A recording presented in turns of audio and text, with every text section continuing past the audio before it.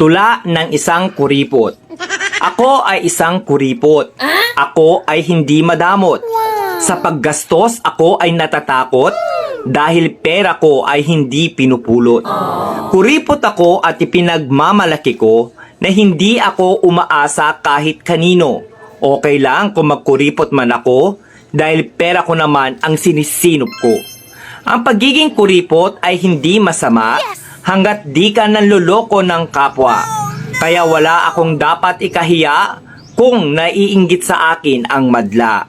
Kuripot man ako sa inyong paningin, kinabukasan ko ang aking iisipin. Mga paninira ng iba ay di ko diringgin dahil ang makikinabang nito ay ako rin. Hindi kasalanan na maging kuripot ako, ang masama ay ang pagiging maluho. Huwag magpasikat kung hindi naman totoo, lalo nang kung sa utang nang galing ito. Ako ay kuripot magpakailanman. Pera ko ay aking papahalagahan upang may magamit sa kinabukasan at hindi na ako kailangang mangutang.